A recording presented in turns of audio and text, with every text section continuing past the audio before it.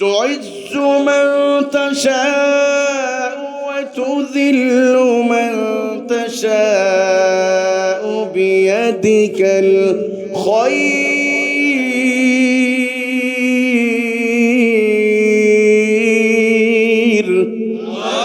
আল্লাহ রাব্বুল আলামিন বলেন, আমি আল্লাহ যাকে ইচ্ছা করি তাকে সম্মান দান করি, আবার যাকে ইচ্ছা করি আমি আল্লাহ তাকে বেইজ্জতি করি, আমি আল্লাহ তার সম্মান কেড়ে নেই।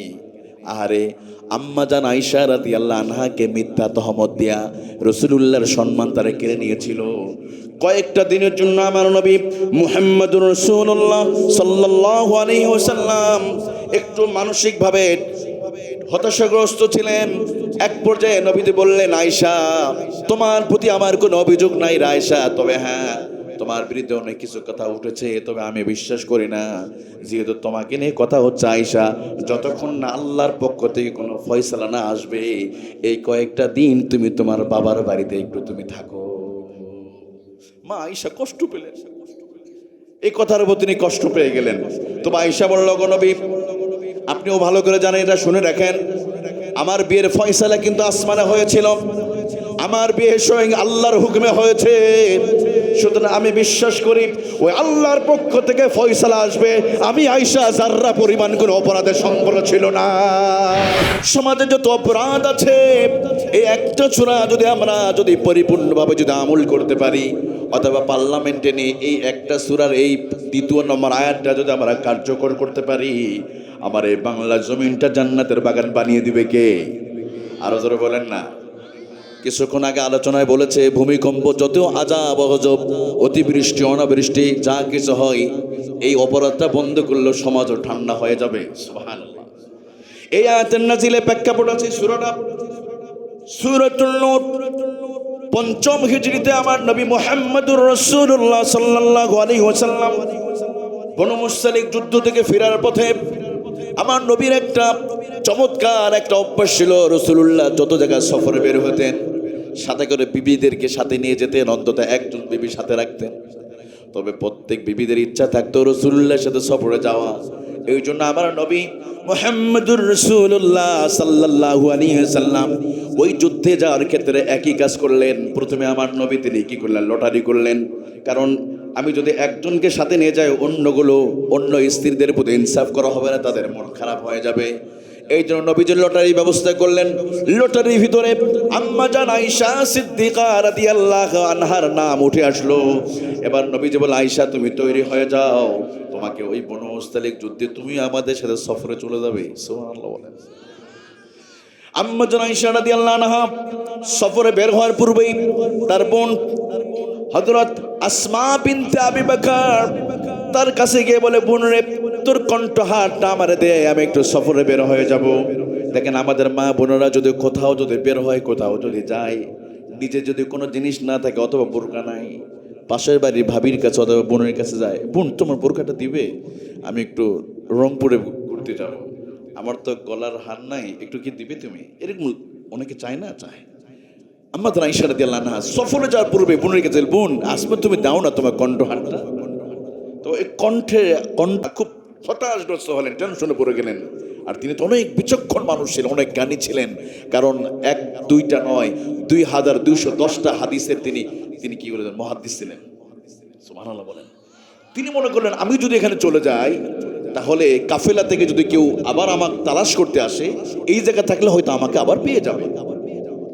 মা আয়েশা রাদিয়াল্লাহু আনহা ওই চাদরটা মোড়া দিয়া ওই মরুভূমিতে জনমানবহীন এলাকা মা আয়েশা শুয়ে পড়লেন, শ্রান্ত ক্লান্ত শরীর, তন্দ্রাভাব এসে গেছে, ঘুমিয়ে পড়ে গেছে। ইতিমধ্যে আমার নবীজির একটা যুদ্ধ কৌশল ছিল, এক এক দিক দিয়ে এক একজন সাহাবীকে তিনি তৈরি করে রাখতেন। বিশেষ করে কাফেলার পরে একজন আসবে, যদি কোনো জিনিস ছাড়া পড়ে যায় এই জিনিসটা তিনি কেউ সংগ্রহ করে আবার কাফেলার সাথে জুড়ে আসবে। এই জন্য একজন সাহাবীকে পিছনের দিনে তিনি রেখেছিলেন, সাফওয়ান রাদিয়াল্লাহু আনহুকে রাখা হয়েছিল, তুমি পিছনে দিয়ে কোনো জিনিস ছাড়া পড়লে তুমি নিয়ে আসবে। কাফেলা রওনা করেছে, তারা বুঝতে পারে নাই। হযরত সাফওয়ান হঠাৎ তার নজর পড়লো, দেখি না কোনো একটা জিনিস ছাড়া পড়েছে কিনা।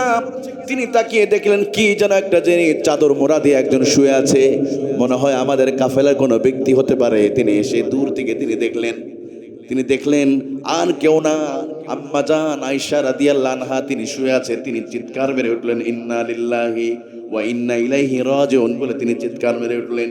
এই আওয়াজ শুনে আম্মা জান আয়েশা রাদিয়াল্লাহু আনহার ঘুমটা ভেঙে গেল। ঘুম ভেঙে যাওয়ার সাথে সাথে জাগ্রত হয়ে গেছে। এবার ওই সাফওয়ান রাদিয়াল্লাহু আনহু বলেন, মা আয়েশা আপনি উঠের উপরে উঠে যান, কারণ কাফেলাতে ইতিমধ্যে রওনা দিয়ে গেছে, আপনি বুঝতে হতে পারেন নাই।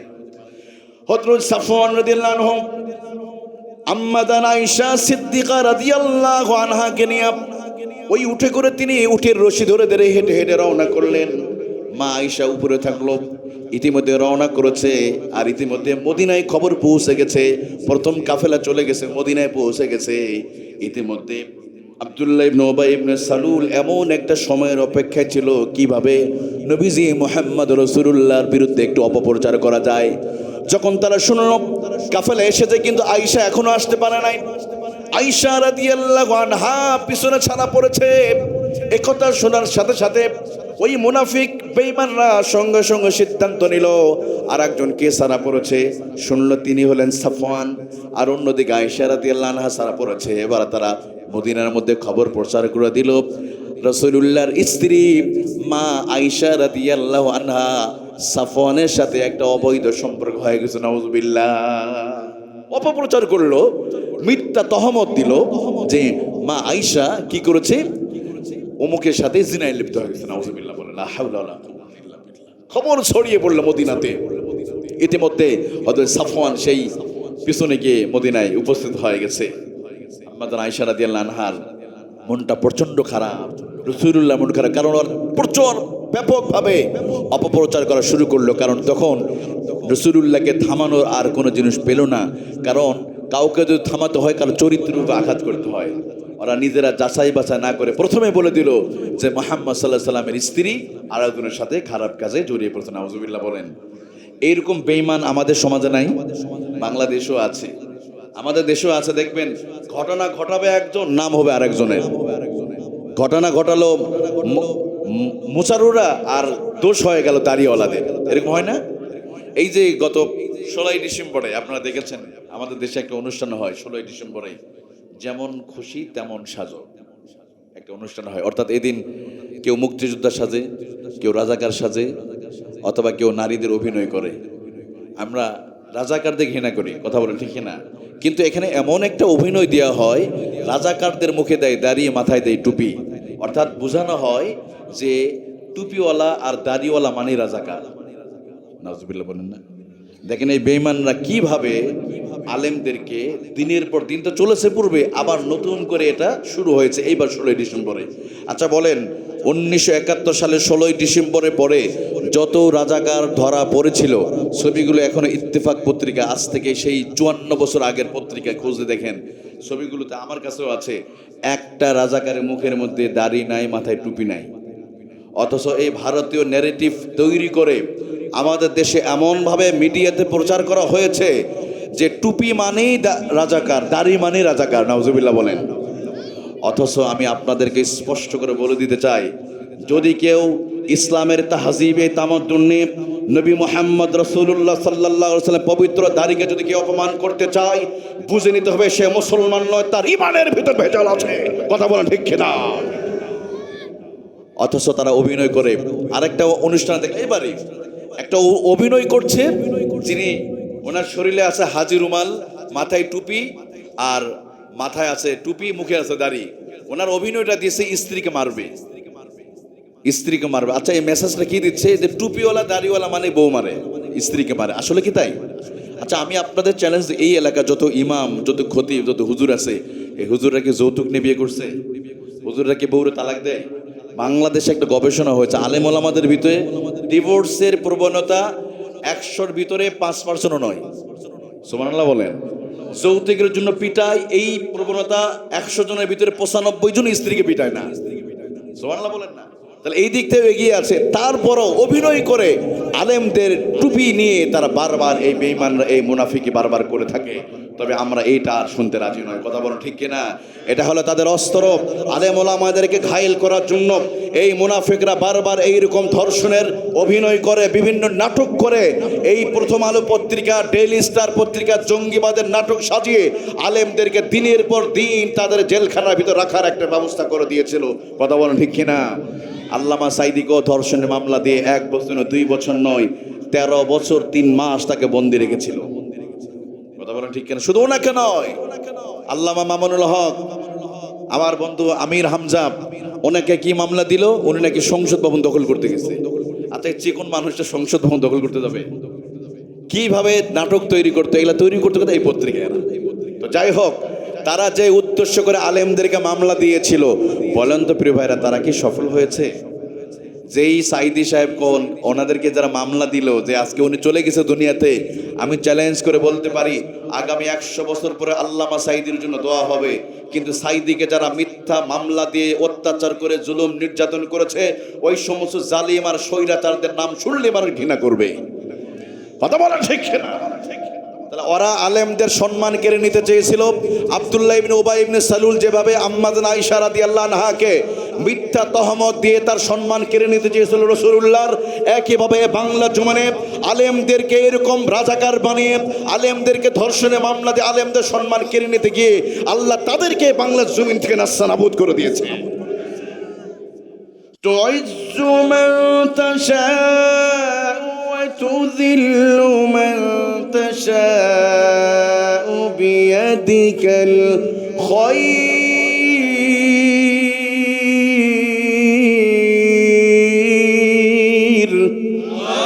আল্লাহ রাব্বুল আলামিন বলেন, আমি আল্লাহ যাকে ইচ্ছা করি তাকে সম্মান দান করি, আবার যাকে ইচ্ছা করি আমি আল্লাহ তাকে বেইজ্জতি করি, আমি আল্লাহ তার সম্মান কেড়ে নেই। আরে আম্মা জান আয়েশা রাদিয়াল্লাহু আনহাকে মিথ্যা তহমত দিয়া রাসূলুল্লাহর সম্মান তারা কেড়ে নিয়েছিল। কয়েকটা দিনের জন্য আমার নবী মুহাম্মদুর রাসূলুল্লাহ সাল্লাল্লাহু আলাইহি ওয়াসাল্লাম একটু মানসিকভাবে হতাশাগ্রস্ত ছিলেন। এক পর্যায়ে নবীজি বললেন, আয়েশা, তোমার প্রতি আমার কোনো অভিযোগ নাই রে আয়েশা, তবে হ্যাঁ, তোমার বিরুদ্ধে অনেক কিছু কথা উঠেছে, তবে আমি বিশ্বাস করি না। যেহেতু তোমাকে নিয়ে কথা হচ্ছে আয়েশা, যতক্ষণ না আল্লাহর পক্ষ থেকে কোনো ফয়সালা না আসবে, এই কয়েকটা দিন তুমি তোমার বাবার বাড়িতে একটু তুমি থাকো। মা আয়েশা কষ্ট পেলেন, এই কথার উপর তিনি কষ্ট পেয়ে গেলেন। তো আয়েশা বলল, গো নবী, আপনিও ভালো করে জানেন, এটা শুনে রাখেন, আমার বিয়ের ফয়সালা কিন্তু আসমানে হয়েছিল, আমার বিয়ে স্বয়ং আল্লাহর হুকুমে হয়েছে। সুতরাং আমি বিশ্বাস করি ওই আল্লাহর পক্ষ থেকে ফয়সালা আসবে। আমি আয়েশা যাররা পরিমাণ কোনো অপরাধের সম্পর্ক ছিল না। সুবহানাল্লাহ বলেন না? ইতিমধ্যে মদিনার মুনাফিকরা ব্যাপকভাবে প্রচার চালায়া আমার রাসূলুল্লাহর কলিজায় কষ্ট দিল। অন্যদিকে আয়েশা রাদিয়াল্লাহু আনহা কোনো কিছু খাবার খায় না, খুব টেনশনের মধ্যে আছে, বাড়িতে চলে গেছে। আচ্ছা বলেন তো, এমন আমাদের সমাজে আছে না নাই? দেখবেন অনেক মেয়ে আছে, আমাদের বোনেরা আছে, জিনা করে নাই অথবা কিছু বলে নাই, কিছু মানুষ সমাজে বলবে, জানো অমুকের স্বামীটা বিদেশে আছে, এমন ঘটনা ঘটছে, অথচ নিজে চোখে দেখে নাই। চোখে দেখতে হবে, 4 জন সাক্ষী লাগবে, কোরআন আল্লাহ বলেছে। সুবহানাল্লাহ বলেন না? কোন মিথ্যার উপর বিশ্বাস করা যাবে? যাবে না। যাই হোক, এক পর্যায়ে আল্লাহ তাআলা কি করলেন, আমার আল্লাহ তাআলা আয়েশা রাদিয়াল্লাহু আনহার পক্ষে সূরাতুন নূর নাজিল করে দিয়া 10টা আয়াত আল্লাহ নাজিল করে দিয়ে আল্লাহ তাআলা মুনাফিকদের মুখে চুনকালি মেরে দিয়া, যেই জন্য ওরা সম্মান কেড়ে নিতে চেয়েছে, আমার আল্লাহ আয়েশার জন্য সরাসরি একটা সূরা আল্লাহ নাজিল করেছে। সূরাতুন আনজালনাহা ওয়া ফারাদনাহা ওয়া আনজালনা ফিহা আয়াতিন বাইনাতিন লাআল্লাকুম তাযাক্কারুন।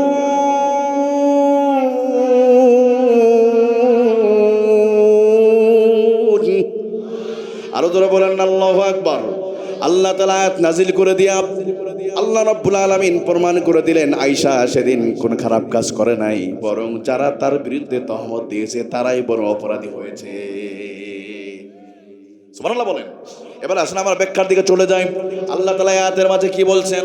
সূরাতুন আনজালনাহা, এটি একটি সূরা। আনজালনাহা ওয়া ফারাদনাহা, আল্লাহ বলেন আমি এই সূরা নাজিল করেছি। শুধু এই একটি সূরা না, পুরা কোরআন নাজিল করেছে কে? শুধু কি একটি সূরা না, পুরা কোরআন? তানজিলুম মির রাব্বিল আলামিন। আল্লাহু আকবার। আল্লাহ বলেন ওয়া ফারাদনাহা, শুধু নাজিলই করে নাই, আমি আল্লাহ কোরআনের বিধিবিধানগুলো আমি আল্লাহ তোমাদের জন্য ফরজ করে দিয়েছি। সুবহানাল্লাহ। কোরআনের বিধিবিধান ফরজগুলো দিয়েছে কে? আরো ধরে বলেন। আর এই বিধিবিধান যদি কেউ মানে তার জীবনে বরকত আছে না নাই? কেন আল্লাহ অন্য আয়াতে বলছে না, হাযা কিতাবুন আনজালনাহু ইলাইকা মুবারাকুন ফাত্তাবিউহু ওয়াত্তাকু লাআল্লাকুম তুরহামুন। আল্লাহ রাব্বুল আলামিন হাযা মুবারাক, এটা এমন একটি মোবারকময় কিতাব, এই কিতাব যদি তোমরা মানতে পারো তোমাদের ভিতরে অনাবিল শান্তি বিরাজ করবে। লাআল্লাকুম তুরহামুন, আমার প্রিয় ভাইয়েরা, কোরআন মানলে রহমত নাজিল করে দিবে কে? আমার দেশে বলেন তো কোরআনকে আমরা মানি? তবে হ্যাঁ, আমার দেশে আমরা কোরআন মানি না, তবে দুইটা জায়গা আমরা কোরআনের নিয়ম মেনে চলে বলি, দুই জায়গায় শান্তি আছে, আর বাকি জায়গায় শান্তি নাই। দুই জায়গায় শান্তি আছে, মসজিদের ভিতরে শান্তি আছে, কবরস্থানে কোনো মারামারি নাই আছে। মসজিদে দেখবেন একই কাতারে আওয়ামী লীগ, বিএনপি, জামাতে ইসলাম, চরমনাই, আটরশি, চোদ্দরশি, বিভিন্ন দলের মানুষগুলো এক কাতারে দাঁড়িয়ে দাঁড়িয়ে নামাজ পড়ছে, তাদের মাঝে কোনো মারামারি নাই, সাফাত ফাসা কুর্তিমা নাই, আছে কোনো মারামারি নাই। এক ইমামের নেতৃত্বে নামাজ পড়েছে, সব কিছু করে, কিন্তু মসজিদ থেকে বের হয়ে জুতা চুরি হয়ে মারামারি হয়। কথা বলেন ঠিক কিনা? মসজিদের ভিতরে শান্তি আছে, কারণ ওখানে হুকুম মানে কার? আল্লাহর। প্রত্যেকটা মসজিদে কোন ইমাম যদি মাগরিবের 3 রাকাত ফরজ নামাজ যদি 4 রাকাত পড়তে যায়, যে মানুষটা কোরআন জানে না সে পিছন থেকে কি করে দিবে? লোকমা দিয়ে সতর্ক করে দিবে, হুজুর সাবধান। আবার যদি লোকমা দেয় সবাই মিলে দিবে।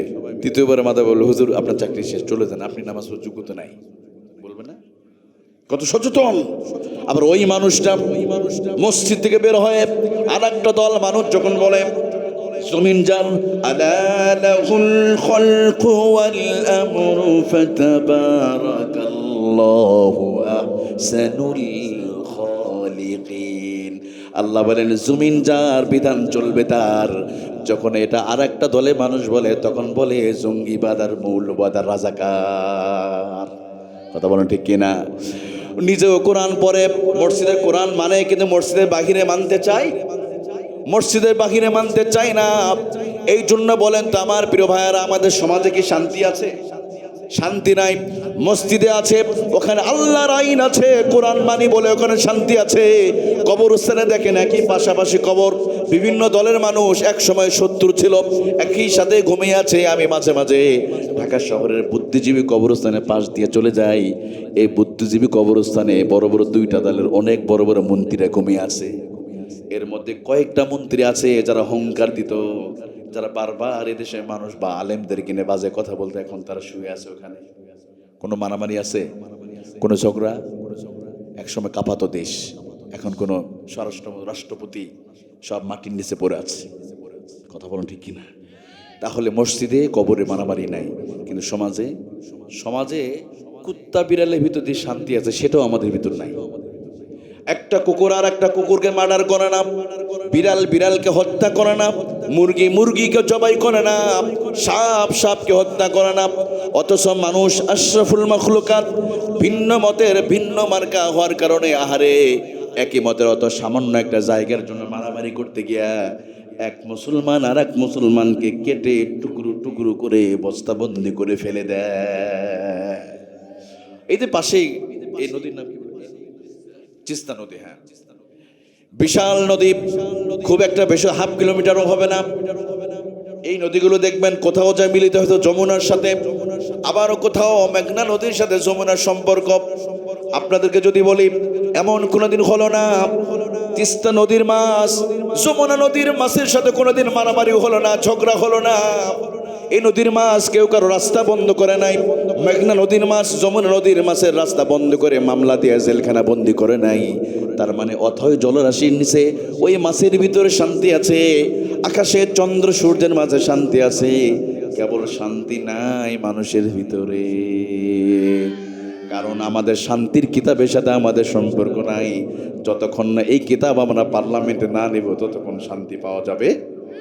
দেখেন এই আয়াতে, এই পরের আয়াতে আল্লাহ কি বলেছে? আযানিয়াতু ওয়াযানি, একটা বিধান আল্লাহ দিয়েছে না কোরআনে। এই বিধান গত 54 বছর ধরে আমাদের দেশে কি আমরা ধর্ষণ বন্ধ করতে পেরেছি? পারি নাই। এই 54 বছরের ভিতরে মহিলারা রাষ্ট্র চালিয়েছে 21 বছর, প্রায় 21 থেকে 29 বছর। তরমুজ পার্টি প্রধান নারী, বাঙ্গি পার্টি প্রধান নারী, প্রধান বড় দুইটি দলের নারীরা রাষ্ট্র চালালো। আপনাদের রংপুরের একজন চাষার স্ত্রী ছিল, তিনিও বিরোধী দলীয় নেত্রী ছিলেন দীর্ঘদিন ধরে, উনিও ছিলেন মহিলা। স্বরাষ্ট্রমন্ত্রী মহিলা, পররাষ্ট্রমন্ত্রী মহিলা, শিক্ষামন্ত্রী মহিলা, সব গুরুত্বপূর্ণ পদে মহিলাদেরকে বসানোর পরেও মহিলারা এদেশের মহিলাদেরকে নিরাপত্তা দিতে পারে নাই।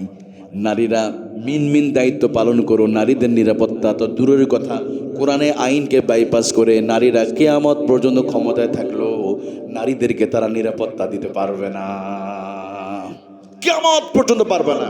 তবে আমার আল্লাহ বলে 54 বছর লাগবে না, 54 মাস লাগবে না, 54 সপ্তাহ লাগবে না, 24 ঘন্টার ভিতরে শান্তি কায়েম হয়ে যাবে যদি তোমরা কোরআনকে পার্লামেন্টে নিতে পারো।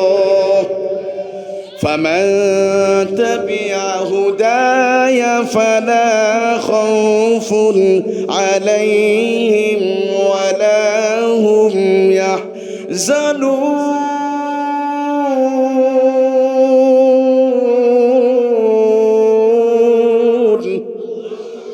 আরো জোরে বলেন ঘোষণাটা কার? আল্লাহ রাব্বুল আলামিন বলেন ফামান তাবিয়া হুদায়া। আমার আল্লাহ বলেন কোনো ভয় নাই, কোনো টেনশনের কারণ নাই। কোরআনুল কারীমে আর একটা নাম হলো হুদা। যদি এই কিতাবতে শিক্ষা নিয়ে সমাজ রাষ্ট্র জীবন যদি তোমরা পরিচালনা করতে পারো, আল্লাহ বলেন লা খাউফুন আলাইহিম ওয়ালা হুম ইয়াহজানুন, কোনো ভয় কোনো টেনশন থাকবে না। বলেছে কে? সুবহানাল্লাহ বলেন। প্রিয় ভাইরা দেখেন, আপনার এই গ্রামে এমন কেউ আছে তার মেয়েকে 10 মিনিটের জন্য রাত 1টার পর ছেড়ে দিবে? 3 মিনিটের জন্য ছেড়ে দিতে পারবেন? কিন্তু হযরত ওমর সানা থেকে হাজরা মাউত 3 দিন 3 রাত লেগে যেত। তিনি বলতেন একা একজন নারী একা চলবে, কেউ কোনো কথা বলার সাহস পাবে? ওনার 12 লক্ষ বর্গ মাইলের ভিতরে ওনার রাজত্ব এরিয়া ছিল 12 লক্ষ বর্গ মাইল, আর আমাদের বাংলাদেশের এরিয়া হলো মাত্র 56,000। এরকম মানচিত্রের ভিতরে আমাদের বাংলাদেশ ছোট্ট একটু জায়গা, খুঁজে পাওয়া যায় না। পাওয়া যায়, ভালো করে জুম করে দেখা লাগে, আস্তে করে কাছে গিয়ে। এতটুকু জায়গার ভিতরে 56 বছর ধরে 56,000 বর্গ মাইলের ভিতরে আমরা নারীদের 3 মিনিটের জন্য রাত্রে একা ছেড়ে দিতে সাহস পাবো না আমরা। অর্থাৎ এই গ্রাম থেকে অলিপুর যাবে, শুধু যাবে আসবে, কেউ আছে? সাহস আছে? অথচ ওমরের জামানায় তিনি বললেন সানা থেকে হাজরা মাউত, গুগলে সার্চ দেন, 3 দিন 3 রাত লাগতো ওই সময়। তিনি বললেন একা একজন নারী 3 দিন 3 রাত চলবে, কোনো কটু কথা তো দূরের কথা, তার দিকে কেউ বাজে দৃষ্টি দিয়ে তাকাতে পারবে না। সুবহানাল্লাহ বলেন। তাহলে এমন একটা সমাজ তিনি উপহার দিয়েছিলেন হযরত ওমর। আমরা পারলাম না, কারণটা হলো নারীরা পদে থাকলো, নারীদেরকে আমরা নিরাপত্তা দিতে পারে নাই। তবে আমার আল্লাহ বলে বান্দার শোনো, তোমরা যদি আমার কিতাব যদি জায়গা মতো নিয়ে যদি তোমরা কোরআনের বিল যদি আনতে পারো, শুধু নারী নয় পুরুষ নয়, ওই সমাজে হিন্দু বৌদ্ধ খ্রিস্টান যে ধর্মের হোক না কেন, প্রাণীগুলো ওই সমাজে শান্তিতে থাকবে। তিনি ঘোষণা করলেন একটা কুকুরও যদি না খেয়ে মারা যায়, ওমরকে আল্লাহর সামনে এটা জবাব দেওয়া লাগবে। কুকুর তো দূরের কথা, মানুষ তার ঘরের ভিতরে এখন নিরাপদ নয়। নিরাপদ? হত্যা, রাহাজানি, খুন, ধর্ষণ, দুর্নীতি এগুলো বন্ধ করতে পেরেছি? পারি নাই। কারণ এগুলো আমরা বন্ধ করতে পারবো না যতক্ষণ না কোরআন ওখানে না। তবে হ্যাঁ, ওখানে যদি টুপিওয়ালা পাগড়িওয়ালা নামাজি মানুষগুলো যদি পাঠাতে পারি, তারা সমাজ পরিবর্তন করে দিতে পারবে ইনশাআল্লাহ। বলেন ফখরুদ্দিন মঈনুদ্দিনের সময় 2 জন মন্ত্রী ছিল, আপনাদের মনে আছে কিনা জানি না, একটু খেয়াল করবেন। ওনারা কিন্তু সবার ভিতরে আমল নামার ভিতরে একটু দুর্নীতি পাওয়া গেছে, কিন্তু 2 জন হুজুর টুপিওয়ালা দাড়িওয়ালা, ওনাদের ভিতরে পাওয়া যায় নাই। সুবহানাল্লাহ বলেন। আচ্ছা, এটা যদি দুইজনের ক্ষেত্রে হয়, তাহলে 345 জন যদি টুপিওয়ালা পাগড়িওয়ালা যদি ওখানে পাঠাতে পারি, তাহলে সমাজটা পরিবর্তন হতে সময় লাগবে? আরো জোরে বলেন। এই জন্য রাজি আছি তো আমরা ইনশাল্লাহ। প্রিয় ভাইরা, কারা কারা রাজি আছেন? দুই হাত একটু উঠায় দেখেন, আল্লাহকে দেখান। আল্লাহ কবুল করুন, আমিন। আলহামদুলিল্লাহ, আপনাদের কবুল করুন, আমিন। আমার প্রিয় বন্ধুগণ, আমি বলছিলাম ওয়াফারাদনাহা, আল্লাহ বলেন তোমরা আমার এই বিধান যদি তোমরা বাস্তবায়ন করো, সমাজের ভিতরে অনাবিল শান্তি বিরাজ করবে, কোনো রাহাজানি থাকবে না, মারামারি থাকবে না। আর ইসলামিক দল ক্ষমতায় গেলে কোনো প্রতিশোধ নেবে না, সবাইরে মাফ করে দিবে। সুবহানাল্লাহ বলেন। এইটা শিখিয়েছে আমার আপনার রাসূল সাল্লাল্লাহু আলাইহি সাল্লাম। তিনি যখন ক্ষমতায় পেলেন, মক্কা থেকে মদিনায় যাওয়ার পরে আমার নবী ক্ষমতা পাওয়ার পরে নবী প্রথম সেজদা করে তিনি ক্ষমতা উপভোগ করেছেন, কিন্তু প্রতিশোধ নিয়ে নয়। সুতরাং ইসলামিক দল ক্ষমতা আসলে প্রথমে তারা কি করবে? ক্ষমা ঘোষণা করে দিবে। সুবহানাল্লাহ বলেন। কারণ আমার নবী যেদিন ইসলামিক দল ক্ষমতা আসলো, রাসূলুল্লাহ যখন নেতৃত্ব কর্তৃত্ব মক্কা বিজয় করে ফেললেন, সেদিন তার ঘোষণা কি ছিল? কাফেররা ইতিমধ্যে তাদের গাট্টি বোসকা বেঁধে রেখে ফেলেছে, আবু সুফিয়ান পালাবে।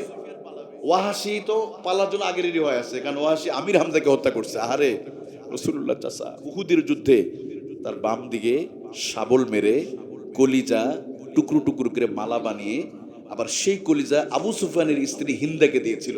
হিন্দা চর্বণ করেছিল সেই কলিজাটা, চরমভাবে অপমান করে তাকে নির্মম নির্দয় নিষ্ঠুরভাবে হত্যা করেছে সেই আমির হামজাকে, সে উহুদের যুদ্ধে। সেই ওয়াহাশি যখন শুনতে পেল রাসূলুল্লাহ এবার মক্কা বিজয় করে ফেলেছে, পালাও এবার তিনি আমাদের শেষ করে ফেলবে, সেই ওয়াহাশি মাথায় চাদর দিয়ে, এরকম ভাবে চাদর দিয়ে মোড়া দিয়ে সে আস্তে করে আরব সাগর পার হয়ে সীমান্ত এলাকা চলে গেছে। আর একটু নদী পার হলে ওপারে চলে যাবে। আবু সুফিয়ান পালাবে, আবু জেহেলের ছেলেও পালাবে, যার যার জায়গাতে তৈরি হয়ে আছে। নবীজি মক্কাতে এসেই 10,000 সাহাবী নিয়ে জালামি বক্তব্য দিলেন। নবীজি বললেন, আমার সাহাবীরা শোনো এবং মক্কাবাসীরা শোনো, দীর্ঘদিন তোমরা আমার উপর জুলুম করেছ, জন্মভূমি মাতৃভূমিতে তোমরা আমারে থাকতে দাও নাই, তোমরা আমারে হত্যা করে প্ল্যানিং করেছিল। তবে শুনে রাখো, আমি রাসূলুল্লাহ তোমাদেরকে আজকে আমি ক্ষমতা পেয়েছি, ইসলাম ক্ষমতা এসেছে। তবে শুনে রাখো, আমাদের প্রথম ডায়লগ, প্রথম বক্তব্য হলো লা তাসরিবা আলাইকুমুল ইয়াউম ইযহাবু ওয়া আনতুমুত তুলাকা। আমি রাসূল ঘোষণা করলাম, কোনো প্রতিশোধ নয়, তোমাদেরকে ক্ষমা ঘোষণা করা হলো। ইযহাবু ওয়া আনতুমুত তুলাকা, আজ থেকে আমি রাসূলুল্লাহ তোমাদেরকে স্বাধীন করে দিলাম, তোমরা নিজের ঘরে নিরাপদ। আবু সুফিয়ান তুমি তোমার ঘরে নিরাপদ। আবু সুফিয়ান এই মক্কা ছেড়ে তোমাকে পালাতে হবে না। অথচ এই আবু সুফিয়ান আমার রাসূলকে কত কষ্ট দিয়েছিল। নবী বললেন, সবাই নিজ নিজ ঘরে থাকো। সুবহানাল্লাহ। যখনই রাসূলুল্লাহ ঘোষণা দিলেন, সাধারণ মক্কাবাসীর ভিতরে এবার আনন্দের উল্লাস শুরু হয়ে গেল। সবার মুখে মুখে তারা যেন পাগলের মতো হয়ে গেল। আহারে, যে মুহাম্মদ রাসূলুল্লাহকে এত কষ্ট দিয়েছিলাম, যাকে এত গালি দিতাম, যাকে এত কিছু বলতাম আমাদের বাপদাদা ধর্ম শেষ করে দিবে, আজকে মুহাম্মদ ক্ষমতায় এসে প্রথমে সে ক্ষমা ঘোষণা করেছে। সুবহানাল্লাহ।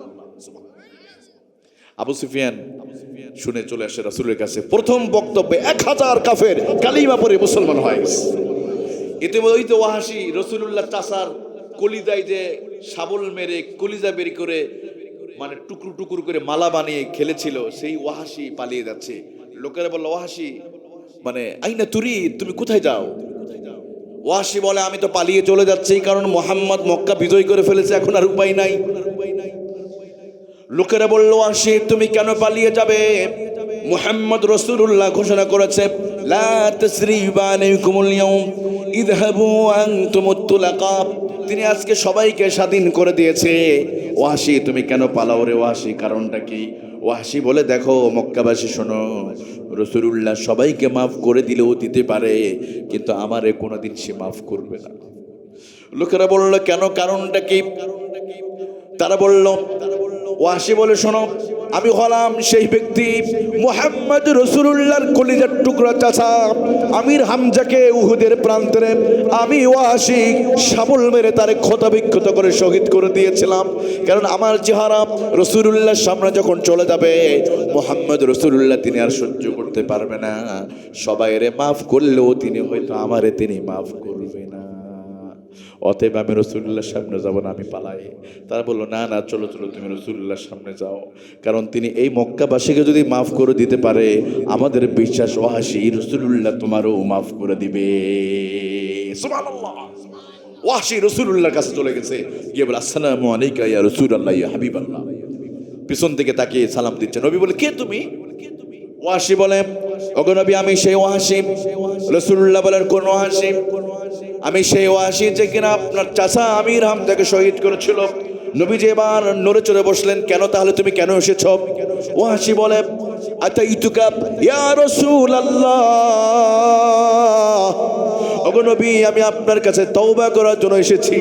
যদি আপনি আমারে মাফ করে দেন, উরিদু আন মুসলিমা, আমি আপনার হাতে হাত রেখে কালিমা পড়ে জন্মের মতো মুসলমান হয়ে যাব। আমি শুনলাম আপনি আজকে সাধারণ ক্ষমা ঘোষণা করেছেন, আমি জানি হয়তো আপনি আমারে মাফ করবেন কিনা আমি জানি না, তবে বুক ভরা আশা নিয়ে এসেছি। আতাইতুকা ইয়া রাসূলুল্লাহ উরিদু আন মুসলিমা, আপনি যদি আমারে গ্রহণ করেন, আমি কালিমা পড়ে মুসলমান হয়ে যাব। যখন ওয়াহাশী বলেছে আমি মুসলমান হব, নবী মুহাম্মদুর রাসূলুল্লাহ সাল্লাল্লাহু আলাইহি ওয়াসাল্লামের কলিজার ভিতরে এবার মায়া জন্ম হয়ে গেছে। কারণ ইসলাম গ্রহণ করতে চেয়েছে, কারণ নবী সবকিছু চাইতে তিনি ইসলামকে বেশি ভালোবাসতেন। সুবহানাল্লাহ। সবকিছুর চাইতে ইসলামকে বেশি ভালোবেসে, নিজের স্বার্থের দিকে তাকায় নাই। আমার চাচাকে মেরেছে, আগে প্রতিশোধ নিব, এইটা তিনি। আমরা কি করতাম ভাই, এটা কল্পনা করেন তো, আপনার বাবাকে একজন মানুষ মেরেছে, তাকে যদি কাছে পেয়ে যান, আপনি কি করবেন? তখন আচরণটা কেমন হবে? আর রাসূলুল্লাহ সাল্লাল্লাহু আলাইহি ওয়াসাল্লাম কাছে পেয়ে গেলেন, 10,000 সাহাবী আছে, তাকে কেটে টুকরো টুকরো করতে পারতেন। কিন্তু যখনই বলেছে উরিদু আন মুসলিমা, উরিদু আন মুসলিম, আমি মুসলমান হতে চাই, যদি আপনি আমারে মাফ করে দেন বা তওবা কবুল করেন। সুবহানাল্লাহ বলেন। এবার নবীজি বলেন, ওয়াহাশী, তাহলে দেরি করছো কেন? তাহলে কালিমা পড়ো। ওয়াহাশী বলে, আমার একটা শর্ত আছে। আবার একটা শর্ত দিচ্ছে। ওয়াহাশী বলে, ওগো নবী, আপনি যদি আমার ওই শর্ত মানেন, তাহলে কালিমা পড়ে মুসলমান হয়ে যাব। নবীজি বললেন, সিরাত ইবনে হিশামের ভিতরে চমৎকার করে ঘটনাটা এসেছে। এবার ওয়াহাশী বলে, নবী, আমি ততক্ষণ পর্যন্ত আমি মুসলমান হব না, যতক্ষণ না পর্যন্ত আল্লাহর পক্ষ থেকে আমার পক্ষ যদি কোরআনে আয়াত নাজিল যদি হয়, আমাকে মাফ করে দিবে আল্লাহ। ওই কথা শোনার পর আমি কালিমা পড়ে মুসলমান হয়ে যাব। উরিদু আন লা উসলিমা হাত্তা আসমা কালাম আল্লাহ,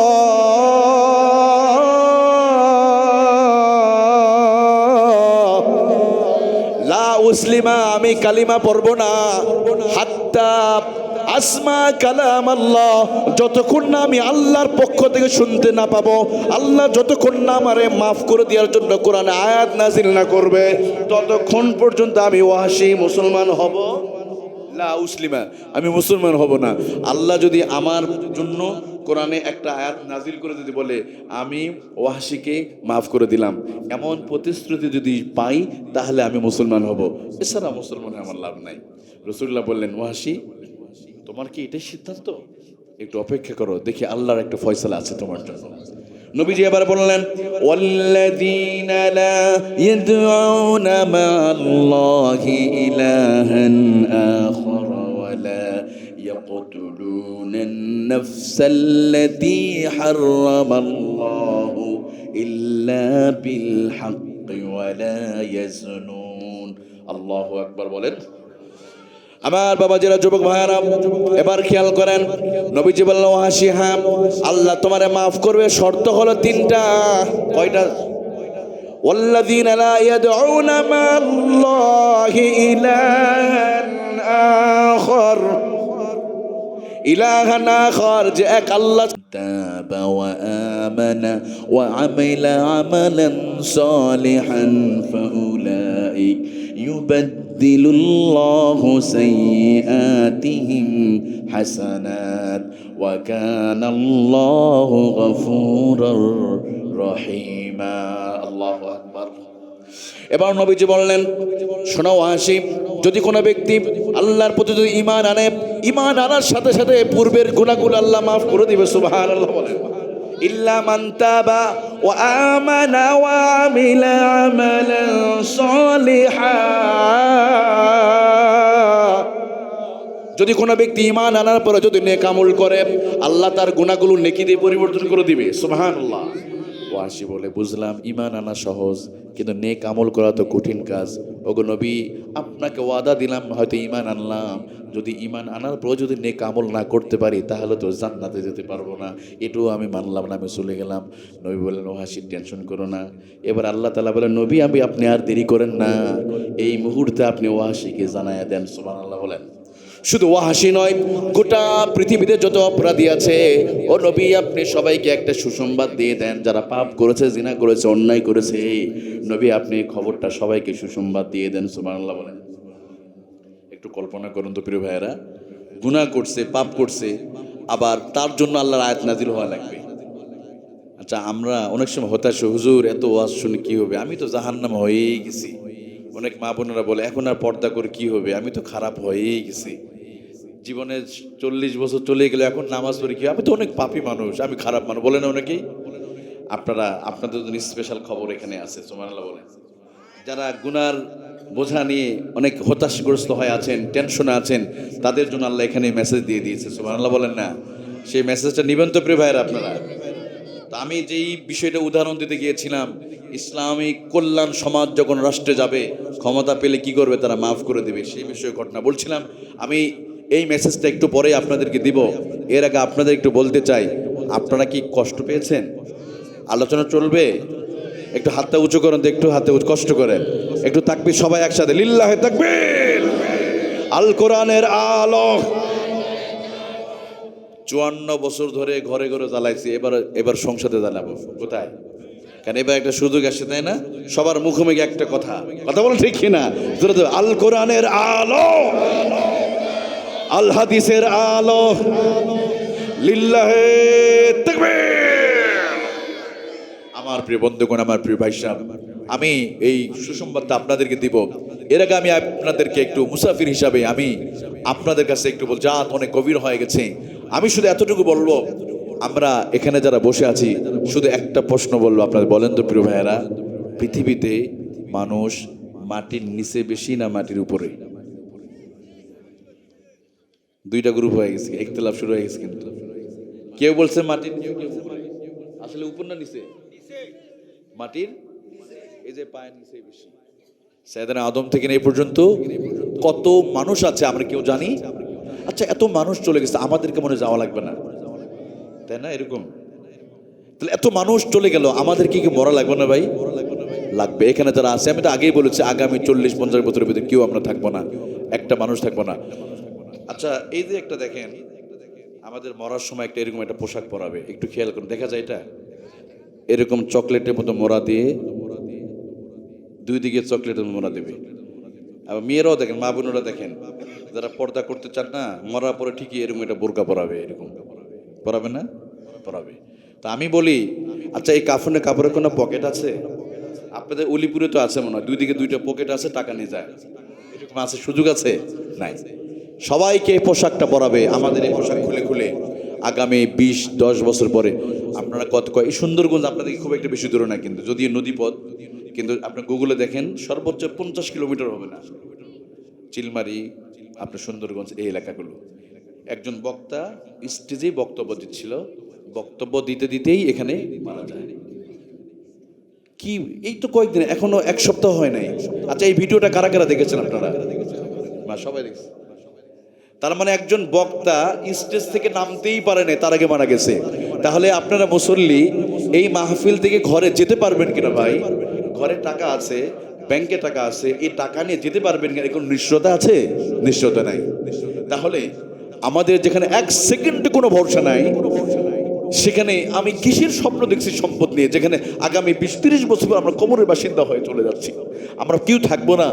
তারপরও ভাই আসেন, যেখানে চূড়ান্ত ঘর হবে, বাড়ি হবে, সেই কবরস্থানের জন্য